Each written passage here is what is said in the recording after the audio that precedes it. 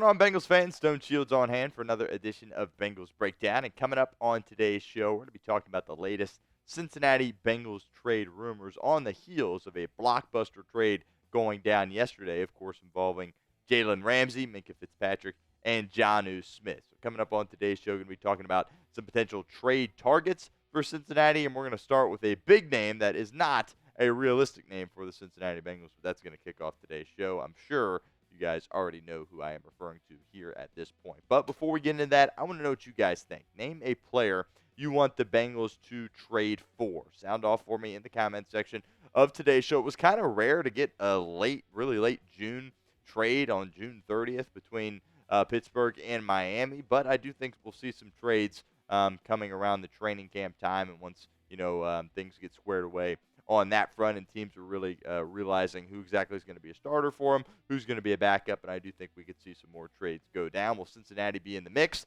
Obviously, only time will tell. Not something they typically do, but certainly going to discuss some names here on today's show. Get those names for me.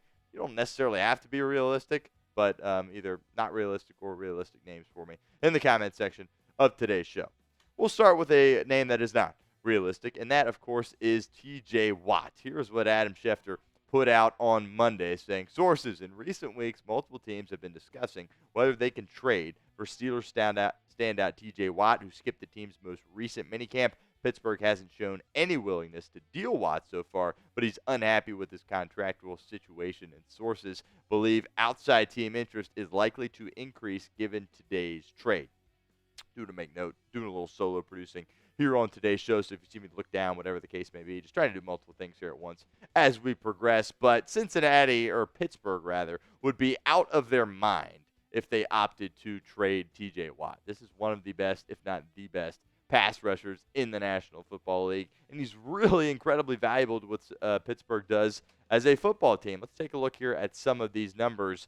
They are not the same when T.J. Watt is not on the field. Obviously, he's had a bit of a history getting banged up. Obviously, he plays at such an incredible pace and is constantly throwing his body on the line. But with T.J. Watt, the Steelers win 66.3% of their games. Without him, they win 9% of their games. That is truly unbelievable. And for a guy that isn't a quarterback, to see that kind of a swing really is nuts. And you can see it affects them offensively as well as far as the points per game. They're not scoring as many points with them, and the opponents are scoring nearly a touchdown more than what they score when T.J. Watt is out on the football field. Obviously, Bengals fans do not like T.J. Watt. He's had great games against Cincinnati, but there's no denying he is an unbelievable player. And the reason he's ticked off is he's sitting at number 7 here on this list, and he understands that there is no way in heck that he should be sitting at that number 7 spot entering the final year of his deal. He should be at the top of this list in that Myles Garrett territory. This is a guy that's an unbelievable football player. Cincinnati, of course, has seen it firsthand. Cincinnati has their own issues in terms of trying to pay a pass rusher, right? Is it fun to sit there and think about perhaps T.J. Watt being a Cincinnati Bengal? Maybe from a production standpoint, but it's the Bengals and the Steelers. No way is a trade going to go down between those two teams. I would love for a trade to go down that makes T.J. Watt leave Pittsburgh and leave the division, but ultimately that is probably not going to happen. It might take some time for Pittsburgh to get the numbers figured out, but that would be a massive mistake by Omar Khan and company if they got rid of T.J. Watt, one of the best players in the National Football League. Let me know what you guys think. Do you think the Steelers will trade T.J. Watt? Let me know in the comment section of today's show. Type Y for yes or N for no. Now let's talk about this tweet here from Tom Pelissero, and this was tweeted out when the Ramsey and Fitzpatrick trade went down, saying this: the Dolphins are now in conversations with multiple teams about acquiring a tight end after sending Jonnu Smith to Pittsburgh per sources. A wild start to the holiday week could get wilder. So that got me thinking, well, shoot, Bengals have a ton of tight ends on this football team. Could one of them perhaps be a trade candidate, perhaps dish to Miami in the form of a trade? Well, let's take a look at the tight end room as it currently sits right now. Drew Sample, I've got him at tight end 1. You could say it's Gesicki. Obviously, they play the same position, but really are nothing alike in the ways that they play. I'll make it short. Sample, Gesicki, neither one of those guys are getting traded. We'll come back to Tanner Hudson. Cam Grandy was a guy that was a UDFA. The Bengals are happy with what they've gotten from him, so they're giving him a 1-year deal. Tanner McLaughlin, certainly interesting. He's going into his second year here. The Bengals Didn't want to put him on the practice squad because they wanted him to stick around.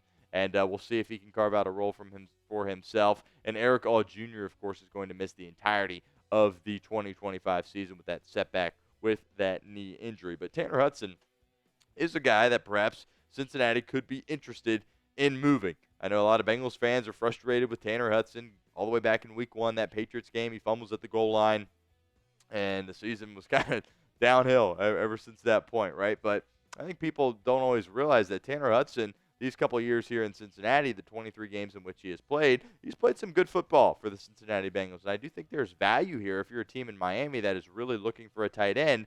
He perhaps could be a guy that you have interest in. And the Bengals certainly would be interested in getting more draft picks for 2026 or getting a player outright when you're talking about a potential, I don't know, offensive lineman or perhaps a safety as well that could come in and help this football team. Keep an eye on Tanner Hudson. The Bengals don't like to trade. We obviously know this. But the Dolphins are in search of a tight end. If they can't find someone that is one of those really high-caliber tight ends, Tanner Hudson could be a guy to end up in Miami, and we could have a trade between the Bengals and the Dolphins. We'll continue with 5 trade targets in a second, but do want to give a shout-out to our friends over at Fanatics. Let you guys know that these July 4th Bengals USA shirts are out. They are on sale. You can go get them. chatsports.com/BengalsJuly4/. Really encourage you guys to go over there and check them out. A couple of you guys already have made purchases on these shirts. I appreciate that. It helps us out here at Chat Sports. They're really cool, and obviously it's holiday week here with the 4th of July, so show your pride for the USA and rep the Cincinnati Bengals, of course, as well. We'll put that link in the comment section and the description of today's show, chatsports.com/BengalsJuly4/. 4 names I want to talk about as potential trade targets for the Cincinnati Bengals, and the first one is A.J. Epenesa, and this is my favorite one on this list. Epenesa, has he been great the past few years for Buffalo? No, I wouldn't say that, but every time I seemingly watch Buffalo, he's out making plays. He's kind of one of those rotational pass rusher guys. Now, with the injury to Joey Bosa, because he was barely out on the field before he got hurt, we'll see exactly what he looks like in training camp. The Bills might want to hang on to him a little bit more, but they've got some guys there at that edge rusher department, and they could be looking to move off a guy that hasn't been super productive. Obviously, they took Landon Jackson in this year's draft as well, so they have another young guy coming in, and we know how much Cincinnati needs help at that pass rusher spot with the uncertainty with Trey Hendrickson and the uncertainty with Shamar Stewart. This is a guy in Epenesa that can go out there and get you some sacks, had 6 in 2024, and kind of fit in as that rotational pass rusher guy, a spot that all NFL teams probably need. Cincinnati certainly does as well. I'm a big fan of his game, and I don't think necessarily we have seen the best of him these past few years in Buffalo. I think he has more to give. Perhaps he could do it here in Cincinnati. Another opportunity for you guys to get involved with our show here at Bengals Breakdown. Would you trade for A.J. Epenesa? Sound off for me in the comments. Let me know what you think. Type T for trade or P for pass. Let's move towards the interior of the defensive line here with A'Shawn Robinson. Now, the reason Carolina brought him in was to be a run stopper. Now, Cincinnati has a lot of bodies there. B.J. Hill, of course, coming back. T.J. Slayton, you sign him in free agency. 2 early draft picks in 2024 with Chris Jenkins Jr. and McKinley Jackson. So you have some guys there in that room, but there's also room to add more, right? A lot of people think that, if the Bengals are going to keep a UDFA this year, it might be at that defensive tackle spot. Robinson's a guy that's 30 years old. He's had success in the league. Of course, beat the Bengals in the Super Bowl with the Los Angeles Rams. Didn't do great from a run-stopping perspective last year, which is kind of why he was brought into Carolina, and Carolina was dreadful against the run. They were dreadful most areas as a football team and on defense. But he did have his best year of his career as far as getting after the passer, which is something that the Bengals from the interior haven't had, and who knows how long, a guy on the inside that can really threaten getting the quarterback down. So A'Shawn Robinson's the interesting guy. It would be a swing to take a guy like him. Trade for a guy like him, a 30-year-old, but it doesn't seem like he's in the plans of Carolina going forward and could be a guy that they look to deal. Zion Johnson next up here on this list. He's an interior offensive lineman for the Los Angeles Chargers right now. The Chargers did not pick up his fifth-year option. And it's a guy that was a former first-round pick, obviously. And he started at guard for L.A. these past couple of years. Hasn't been good at all. to be completely honest with you. But he's a former first-round guy. A lot of people still think he can, perhaps go out there and compete at a high level. But the GM actually spoke about Zion Johnson. He said he's going to have an opportunity to go out there and compete for the starting center spot for the Los Angeles Chargers. And the way the GM was talking, it sounded like he kind of believes that there is a chance that ultimately Zion Johnson could win that battle. Could be interesting. The Bengals just need another body along the offensive line, I think, with all the uncertainty that they have. Dylan Fairchild, I got high hopes for him. The clips of him wrestling with Sean Strickland are pretty unbelievable. He looks like a really athletic guy for a guy that's so big. Really excited about him, but I think he could use another guy. Zion Johnson, former first-round pick. There's some value there. Another name, I guess, to keep an eye on.